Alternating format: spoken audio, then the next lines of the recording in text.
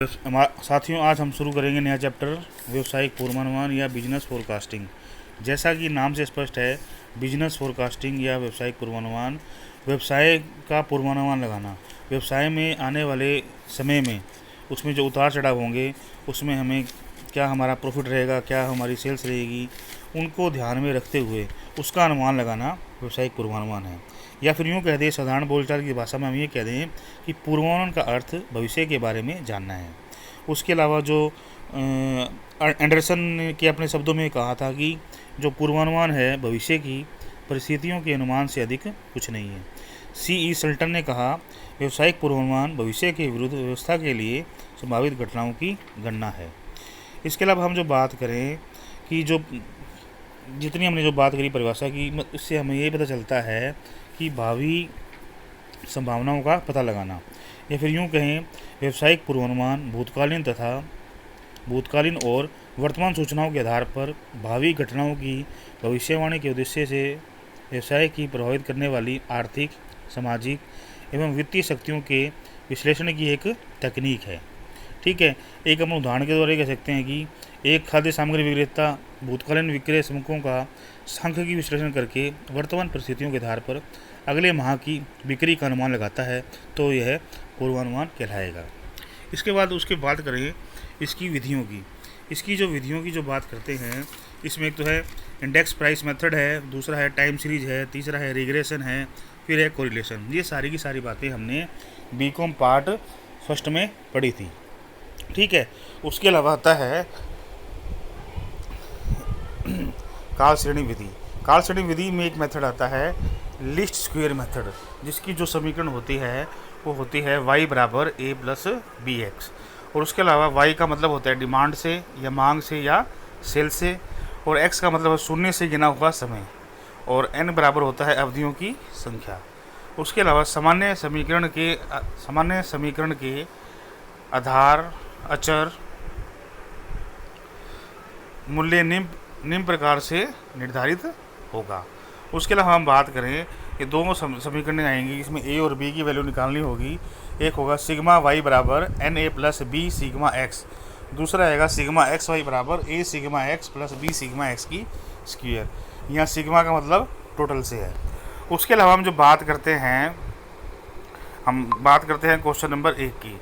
Question number 1 में कहता है कि एक कंपनी बिक्री की जो वार्षिक बिक्री इस प्रकार से दे रखी है, जिसमें 2001, 3, 5, 7 और 9, और उसके अलावा सेल्स दे रखी है 45, 56, 78, 46 और 75। और आपसे कहता है कि समीकरण y बराबर a प्लस बी एक्स का उपयोग करते हुए 2010 के लिए वार्षिक बिक्री का अनुमान आपको लगाना है। देखो, ये जो ईयर्स है, ईयर्स में आगे पीछे हो सकते हैं, कोई दिक्कत नहीं है, लेकिन हमने इसका अनुमान लगाना है। तो जैसे क्वेश्चन नंबर फर्स्ट आप स्क्रीन पर देख रहे हो, हमने मान लिया कि जो हमारा जो पीरियड है वो है 1991, 93, 95, 97 और 99। इसको पीरियड को आप 2001, 3, 5, 7 और 2009 भी लिख सकते हो। ठीक है, उसके अलावा y 45, 56, 78, 46 और 75, ये हमारी जो सेल्स हमें दे रखी है उसको हमने मान लिया y। उसके अलावा x की वैल्यू है, मैंने आपको एक बताया था, जो एक हमें बेस ईयर मानते थे बीकॉम पार्ट फर्स्ट में स्टैटिक्स में हमने पढ़ा था। हमने जो पहले वर्ष को 1991 कह दो या 2001 कह दो, हमने उसको एक बेस ईयर मान लिया 0।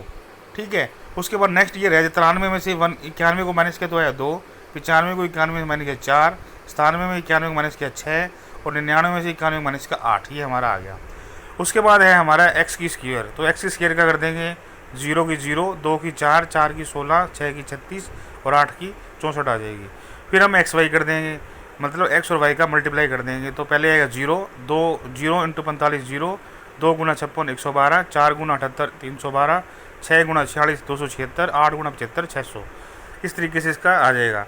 उसके बाद इसका जोड़ कर देंगे एन बराबर नंबर ऑफ ईयर कितने काउंट करेंगे, ऊपर से 91 का 1 2 3 4 5 है नंबर ऑफ ईयर्स जो दे रहे हैं, 5 वर्षों का डाटा दे रहे हैं, तो n बराबर 5 आ गया। x का टोटल करेंगे सिग्मा x बराबर 20, और y का टोटल करेंगे सिग्मा y बराबर 300, और सिग्मा x की स्क्वायर का टोटल करेंगे सिग्मा x की स्क्वायर बराबर 120, और सिग्मा x y का टोटल करेंगे आएगा 1300। फिर उसके बाद में मैंने ये बताया था y बराबर a प्लस बी एक्स करेंगे, सिग्मा वाई बराबर N A plus B x पहली समीकरण, सिग्मा एक्स वाई बराबर A sigma x plus B sigma x square दूसरी समीकरण। उसके अलावा इनकी वैल्यू हम रख देंगे, सिग्मा वाई की वैल्यू 300, एन ए मतलब 5, हमारे नंबर ऑफ ईयर 5, तो 5 ए आ गया।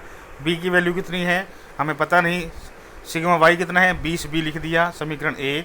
उसके बाद में सिग्मा एक्स वाई की वैल्यू लिख ली 300, ए की वैल्यू हमने ये, उसके बाद में हमने ये लिख दिया ए की वैल्यू सिग्मा वाई कितना है, सिग्मा वाई है 300 ए, सिग्मा वाई है सॉरी सिग्मा एक्स वाई जो है वो हमें दे रखा है 1300, वो हमने 1300 लिख दिया। उसके बाद में ए सिग्मा वाई की वैल्यू कितनी है 20, तो हमने यहाँ लिख दिया 20 ए प्लस उसके बाद में सिग्मा वाई की स्केयर कितना है, सिग्मा वाई की स्केयर 120, तो हमने लिख दिया 120 बी, तो हमारी समीकरण होगी सेकंड। अब देखो हमें ये देखना है कि या तो हमें ए की वैल्यू बराबर कर लेनी है या हमें बी की वैल्यू कर लेनी है। हम ये देखते हैं कि अगर हम पहली समीकरण में 4 का मल्टीप्लाई करें तो 20 ए आ जाएगा, तो 20 ए बराबर हो जाएगा समीकरण सेकंड की तुलना में। तो हमने लिख दिया समीकरण एक को 4 से गुना करने पर, तो हमने उसको मल्टीप्लाई कर दिया। तो पहले जो 300 इंटू 4 1200 और 5 ए को किया तो 20 ए प्लस 20 को किया 4 से, तो ये आ गया 80 बी, ठीक है। और फिर उसके बाद वैल्यू आ गई 1300 20 ए, और ये हमने इसको प्लस को माइनस कर दिया तो 20 से 20 ए गया तो 100 बराबर ये हमारा आ गया 40 बी। और उसके अलावा बी बराबर 100/40, तो वैल्यू आ गई 2.5, ठीक है। उसके बाद बात करते हैं बी का मूल्य समीकरण 1 में रखने पर, जो बी की जो वैल्यू है वो समीकरण 1 में रखने पर हमने उसकी वैल्यू समीकरण 1 में रखनी है। तो 300 बराबर 5 ए, तो उसको मल्टीप्लाई कर दिया 20 इंटू 2.5 से, तो 5 ए बराबर 300 माइनस 50 ए बराबर हमारी वैल्यू आ गई 50, ठीक है। 250/5 तो वैल्यू होगी 50। और समीकरण है लीस्ट स्क्वायर मेथड है y बराबर a प्लस बी एक्स, तो y बराबर a की वैल्यू तो है 50 प्लस b की वैल्यू है 2.5।